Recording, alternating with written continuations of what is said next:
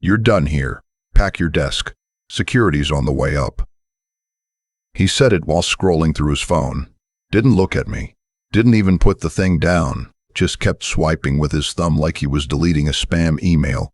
And somewhere in that gesture was 22 years of my life being dismissed.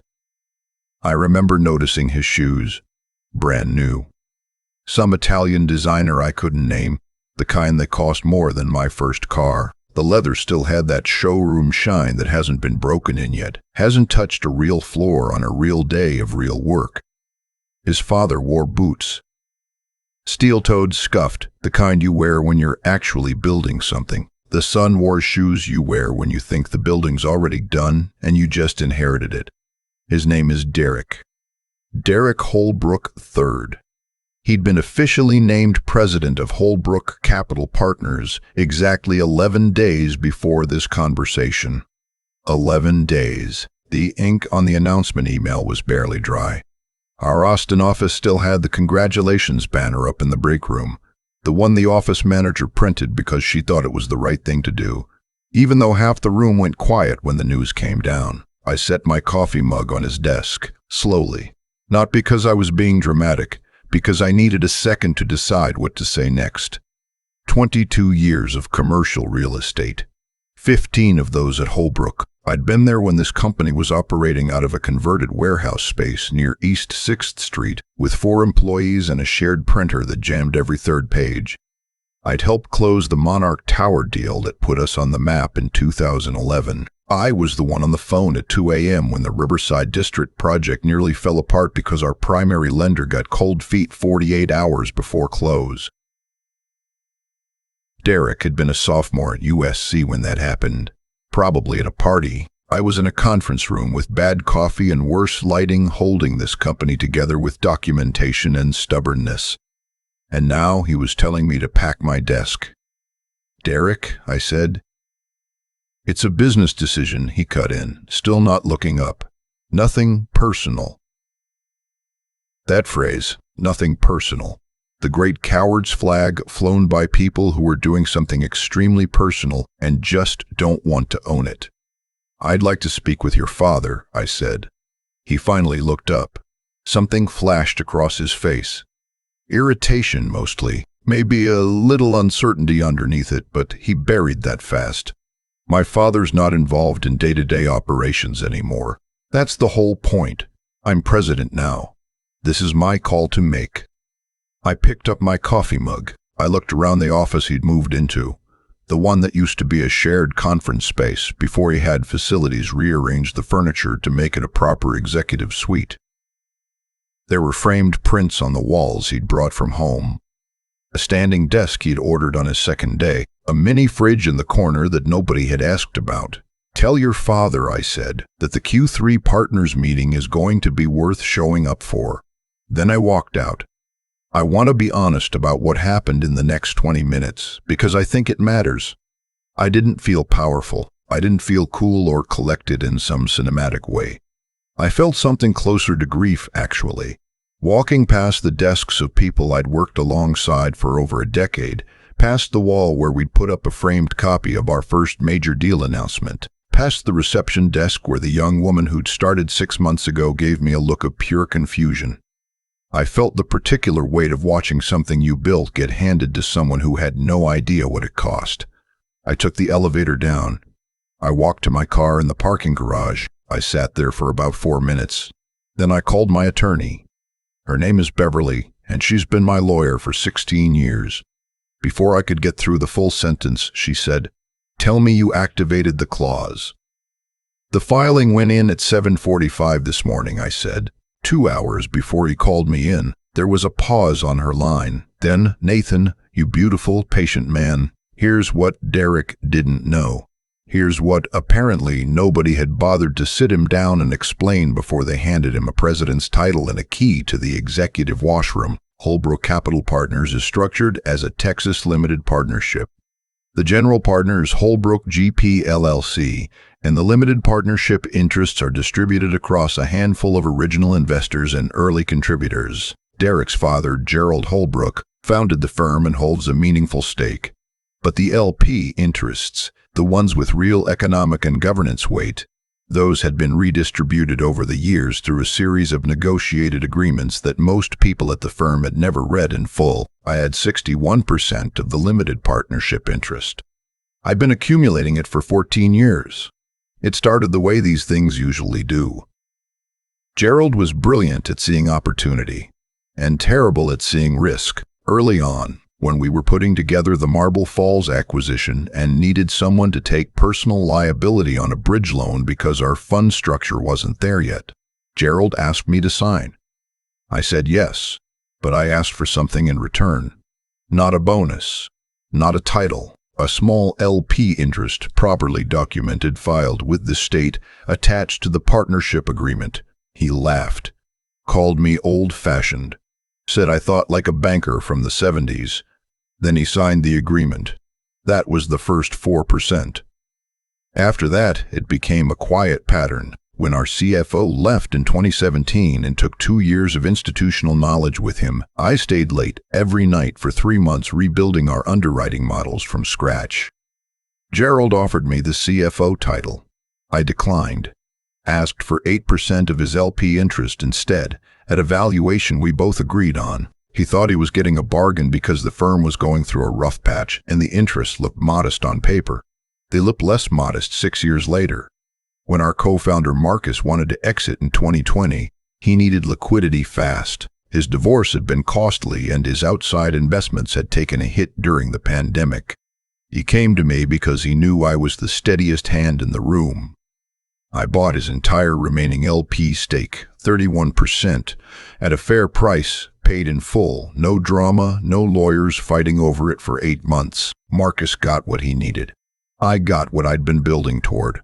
By the time Derek Holbrook III walked into his new president's office and started ordering furniture, I held 61% of the limited partnership of the firm that bore his family's name, and buried in our partnership agreement, specifically in Section 9, Paragraph D, the one titled Management Authority and Succession Protocol, was a clause I'd helped draft during a late-night session with our fund attorneys back in 2015. It said plainly that any removal or involuntary termination of a partner holding greater than 40% LP interest without a formal LP vote would trigger an automatic rights review and temporary suspension of all newly appointed executive authority pending partner consent. I'd written it after Gerald's brother-in-law had tried to maneuver himself into a managing director role 1 year by creating a fake org chart and sending it to 2 of our institutional investors.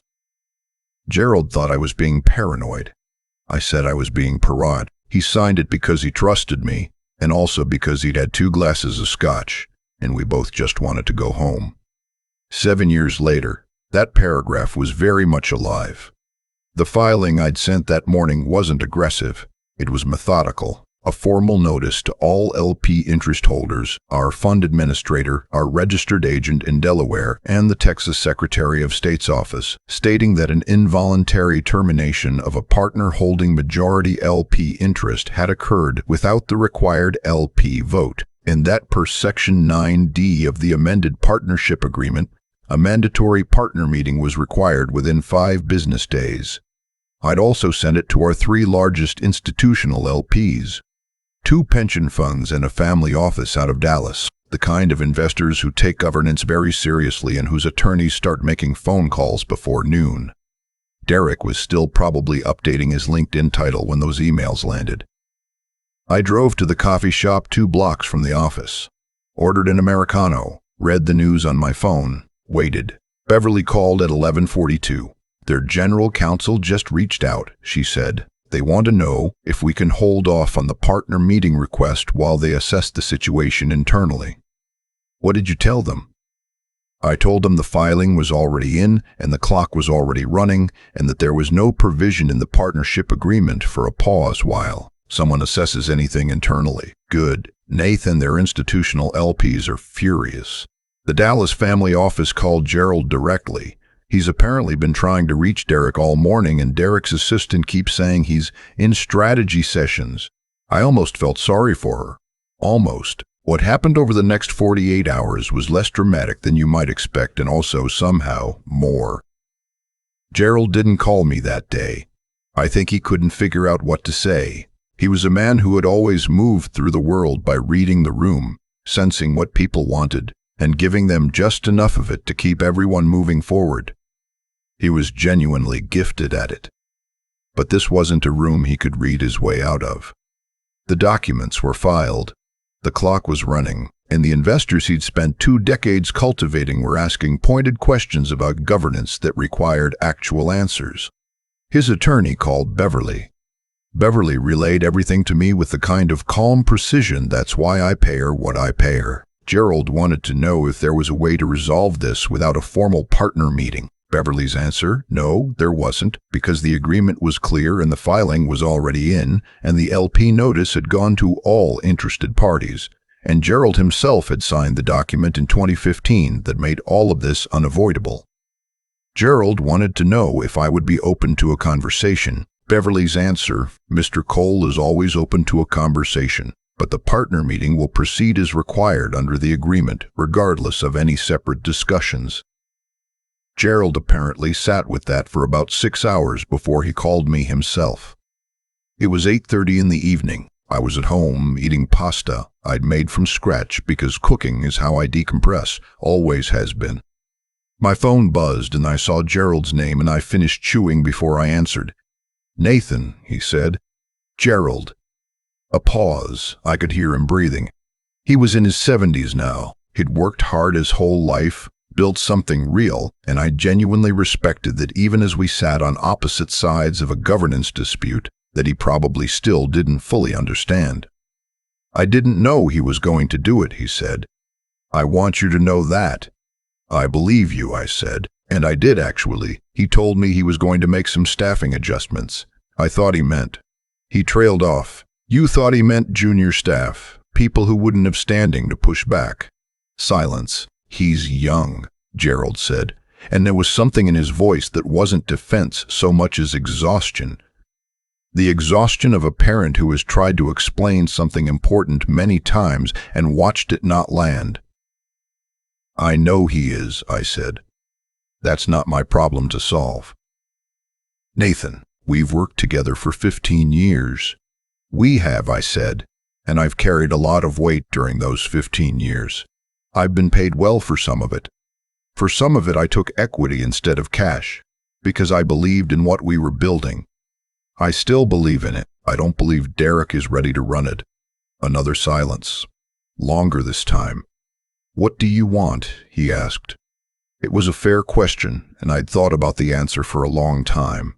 Not just in the past 24 hours. For years, in the background, the way you think about things you hope you never need to use. I want the partner meeting to proceed, I said.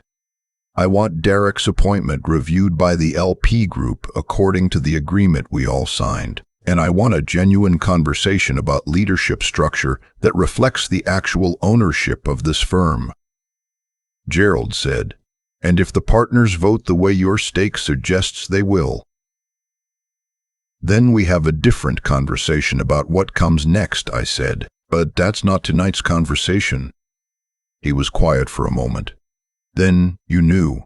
All along, you knew this could happen. I planned for it, I said. That's different from knowing. The partner meeting was held in the Holbrook conference room on a Thursday morning. I walked in at 9 a.m. wearing the same charcoal suit I'd worn to close the Monarch Tower deal 11 years earlier. Probably unnecessary symbolism. I'm not above it. The LP group was small, 5 voting members including myself. 2 of the outside investors had sent representatives. Gerald was there in person. Derek was not invited because he was not a limited partner and had no standing in this meeting under the terms of the agreement.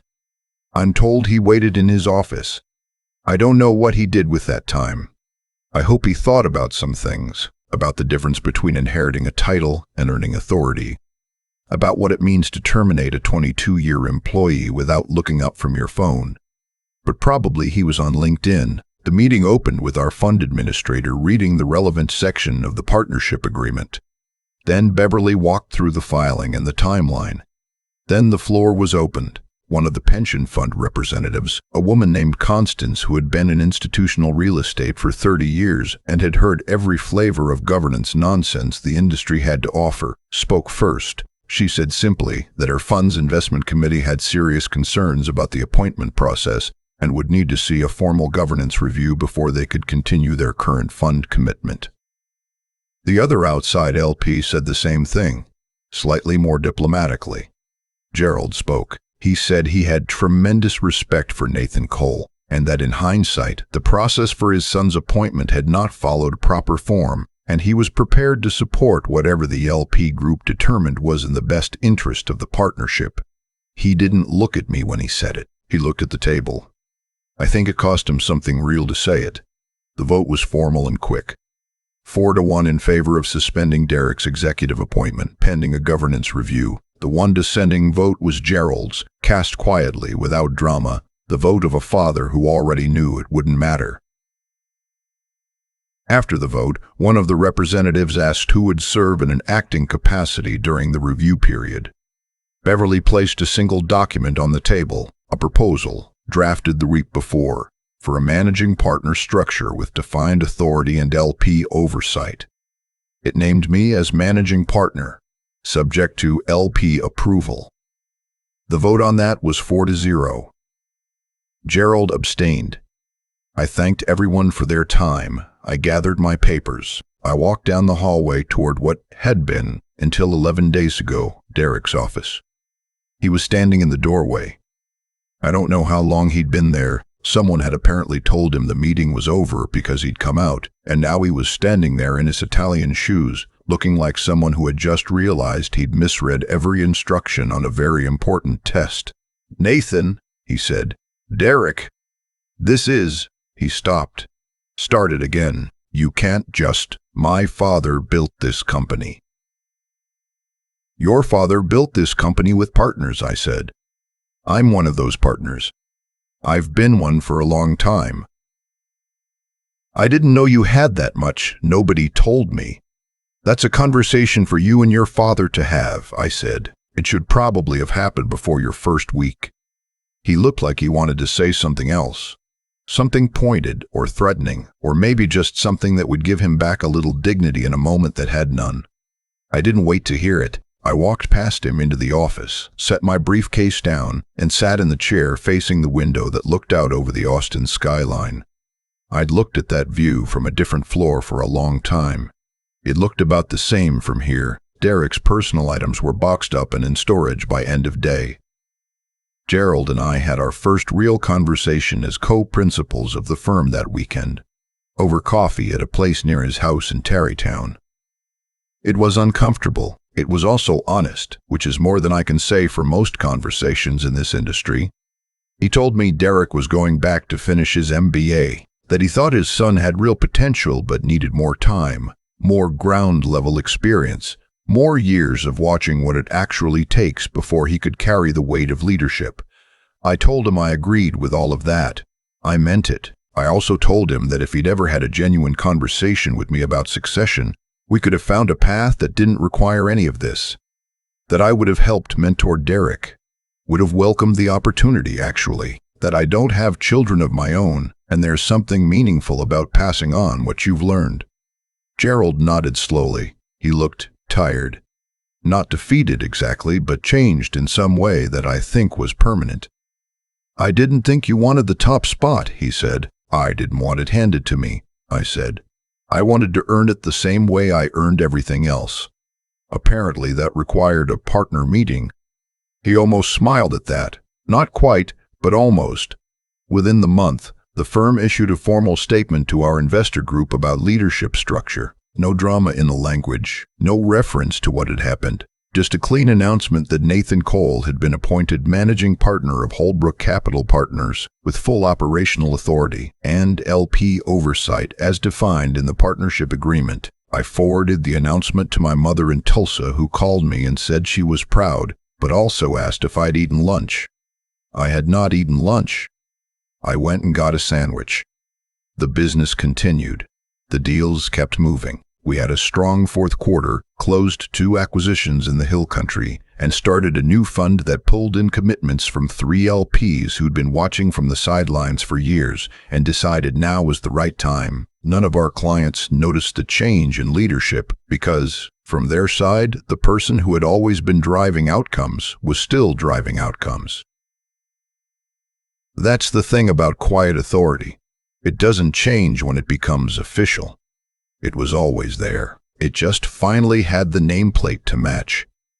Derek, I heard later, went back to school, got his degree, did a stint at a smaller firm in Phoenix where he had to actually close deals himself. No family name on the door, no presidency handed over on day 11. Word was he was doing reasonably well, learning things you can't learn at USC. I hope he is. I mean that without any irony.